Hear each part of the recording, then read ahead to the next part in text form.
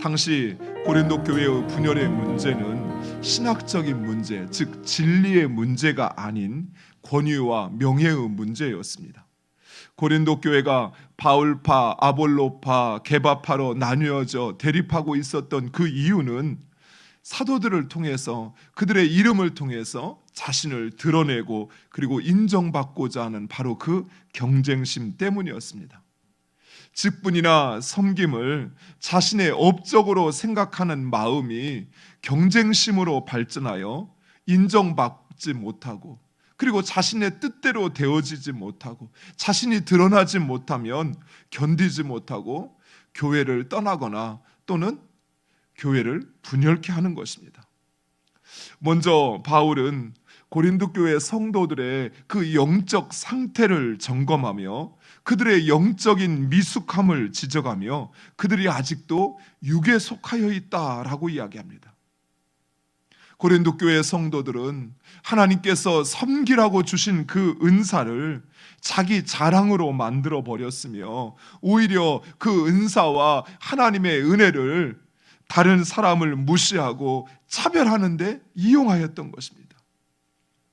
이어서 바울은 지도자들에 대한 바른 이해를 제시해 주고 있습니다.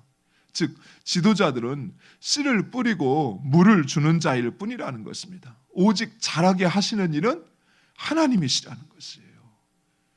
물을 준다고 나무가 자라는 게 아닙니다. 씨를 뿌렸다고 그곳에서 싹이 나고 자라는 것이 아니에요. 그것을 자라고 싹이 나고 그리고 성장하여 열매를 맺게 하시는 분은 오직 하나님, 그분 한 분뿐이라는 것입니다. 사랑하는 성도 여러분, 우리는 지도자들을 하나님의 일꾼으로 여겨 정당히 따르고 순종해야 할 것입니다. 우리는 지도자들이 하나님으로부터 받은 그 사명을 잘 감당할 수 있도록 협력하고 그리고 도와야 할 것입니다.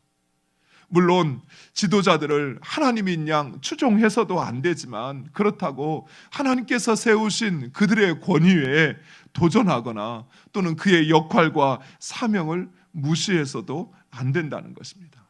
마지막으로 바울은 교회를 위한 성도의 역할을 제시해 주고 있습니다.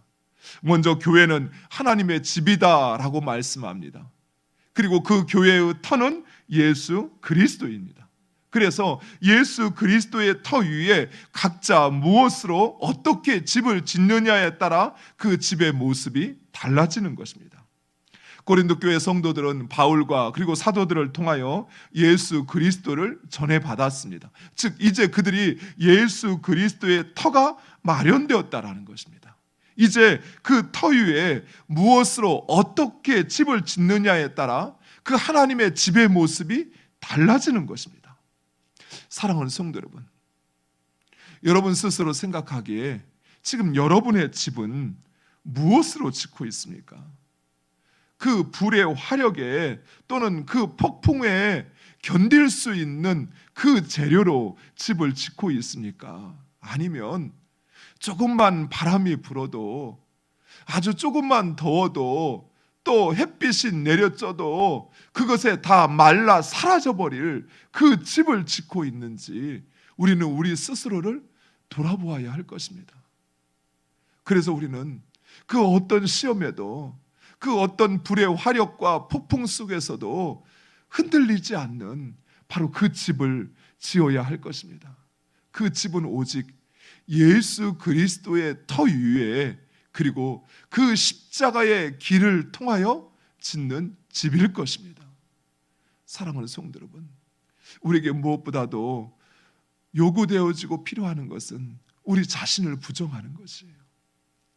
나의 욕망과 나의 감정, 그리고 내 뜻, 그것을 잠시 내려놓고 주님이 오직 그 하나님의 말씀에 전적으로 순종하셨던 것처럼 순종하시기 바랍니다.